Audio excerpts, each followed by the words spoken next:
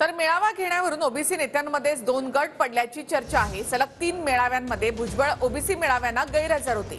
आंबेडकरांच्या एंट्रीनंतर भुजबळ मेळाव्यांना गैरहजर राहिल्याची चर्चा आहे।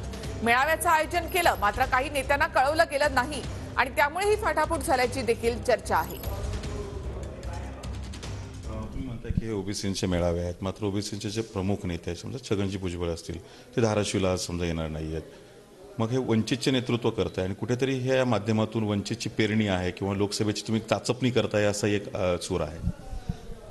नाही, असा हे कुठला राजकीय अजेंडा घेऊन मेळावे नाहीत। आमचे हे मेळावे जे सुरू आहेत याच्यामध्ये ओबीसीच्या आरक्षणाच्या हक्काची जाणीव जी आहे ती या सगळ्या समाजाला करून देणे हा मुख्य हेतू आहे। त्याच्यामध्ये काही नेते येतात, काही नेते येत नाहीत, पण मेळावे होतच राहत आहेत।